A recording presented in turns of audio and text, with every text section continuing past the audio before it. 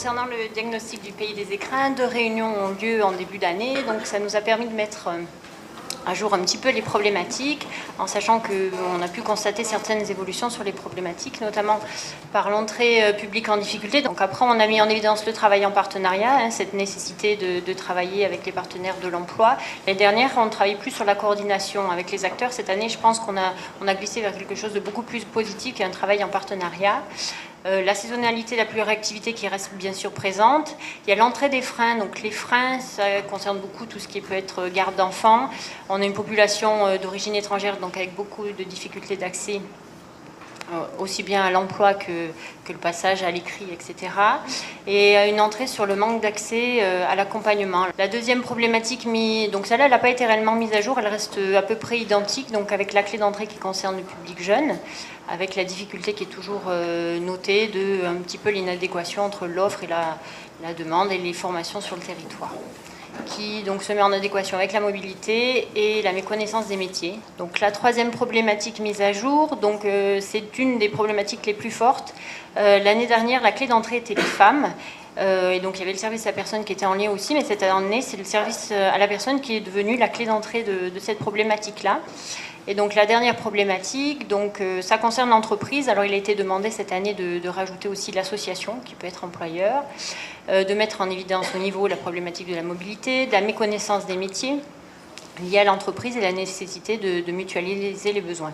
Donc concernant les actions qui ont été portées en 2009, sur l'action numéro 2 qui concerne la formalisation de l'offre et de la demande des services à la personne et aux associations, donc on avait différentes entrées. En fait, il y avait à la fois la mise en place d'un espace d'affichage dans les locaux du relais de service public pour mettre en évidence un petit peu les offres qui étaient jusqu'alors un petit peu cachées, donc à la fois l'offre et la demande.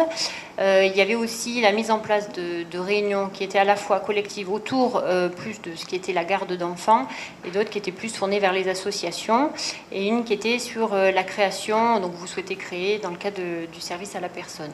Donc l'espace d'affichage aujourd'hui commence à prendre forme petit à petit. L'année dernière, donc, nous avons eu quand même 30 demandes, donc on a mis en place depuis l'été, donc il y a eu quand même 30 offres qui ont été diffusées. Donc c'est souvent des particuliers qui viennent nous voir. Alors en termes de commentaires, c'est assez positif, donc notamment sur la mise en réseau des acteurs, à la fois au niveau de la garde d'enfants que des associations. On note un accroissement des demandes d'offres de particuliers employeurs et de demandes d'informations sur les modalités administratives d'intervention. Donc il y a le CESU, mais c'est vrai qu'après sur le territoire, on a des structures comme Vivre hier chez soi ou la DMR qui jouent aussi un rôle très important.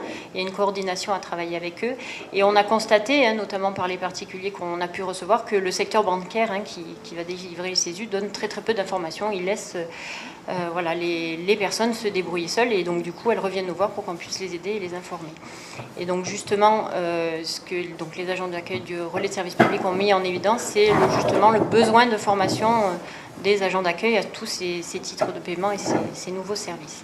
Donc pour 2010, comme d'autres territoires ont pu mettre en avant, donc il y a la volonté aussi d'organiser un forum des services à la personne à l'automne. Alors la deuxième action qu'on a mis en place sur le territoire des écrins, donc c'est une action qui est très tournée vers les TIC pour faciliter le retour à l'emploi des demandeurs d'emploi. Donc on avait 3 entrées. C'était à la fois de la médiation individuelle, donc c'était du face-à-face, une entrée plus atelier collectif d'initiation au TIC, et la troisième qui était les ateliers collectifs d'utilisation des services à distance de l'emploi. Alors sur la première, donc sur la médiation et les rencontres individuelles qu'on a pu avoir avec les usagers, donc on a quand même assuré 600 prestations. Sur le nombre de participants aux ateliers collectifs, on en a eu 36. Et donc, sur ce qui a été mis en évidence aussi, c'est que les ateliers collectifs n'ont pas du tout fonctionné. On a essayé à plusieurs fois de regrouper des personnes, mais en fait, la demande est immédiate. Ils veulent qu'on puisse satisfaire à leur demande immédiatement, donc pour soit les inscrire à Pôle emploi, soit pour faire un CV. Donc, il a été très, très difficile d'arriver à travailler en collectif. Ce qui peut être dommage, mais donc on n'a pas poursuivi l'opération. En termes de résultats et d'impact, donc on avait mis en place des questionnaires d'évaluation qui étaient à la fois faits par le formateur et une auto-évaluation des stagiaires. Donc on a récupéré sur les 36 à peu près 25 questionnaires. Donc c'est quand même assez positif. En termes de fréquentation de l'espace multimédia, donc en autonomie, c'est-à-dire que nous on distingue à la fois les accompagnements que nous on peut faire sur la découverte de l'outil dans la salle multimédia et les gens qui viennent en autonomie seuls pour faire des démarches de l'emploi. Donc on en a eu 204. Et ce qui est donc l'évaluation au niveau du renforcement des partenariats avec l'emploi, c'est assez positif. Donc les liens se confortent aujourd'hui avec Pôle emploi, et voilà, ce qui est tout à fait appréciable. Dans les commentaires, donc en termes de médiation individuelle, donc les démarches aujourd'hui sont devenues accessibles pour des publics qui étaient un petit peu éloignés. Les gens reprennent confiance en eux, et aussi on constate par rapport au public qu'on a pu avoir au tout début dans nos démarches une certaine autonomie. Donc aujourd'hui c'est vrai que des publics qu'on a accompagnés au tout départ en montrant ce que c'était l'outil et on faisait la démarche en les aidant, aujourd'hui ils sont autonomes aujourd'hui dans leur démarche. Donc en termes d'initiation au TIC, c'est une réponse locale qui répond à un besoin. Et donc les ateliers collectifs, voilà ce que je précisais tout à l'heure, c'était un petit peu inadapté car il y a besoin d'apporter une réponse immédiate. Donc les perspectives 2008 par rapport à ce que le collectif a fait sortir, c'est une reconduction de l'action. Alors pour les propositions d'action en 2010, donc nous souhaitons mettre en place avec le collectif donc 2 nouvelles actions. Donc c'est un forum de l'emploi saisonnier, un forum des services à la personne à l'automne 2010. Donc il y a une grosse action qui n'a pas pu se réaliser en 2009 parce qu'il y avait une mobilisation au titre du leader. Donc aujourd'hui on est sûr d'avoir les financements. Donc cette action a débuté déjà. Donc c'est une action de 2009 qui reporte en 2010, qui est menée donc par le service aménagement, transport et développement économique de la communauté de communes, notamment sur l'étude des besoins des entreprises du territoire et la réalisation d'événementiels professionnels. Donc voilà, l'opération a déjà commencé avec des événements phares dans l'année. Et donc l'action renouvelée, ça sera l'appropriation sociale des TIC afin de faciliter l'employabilité des usagers.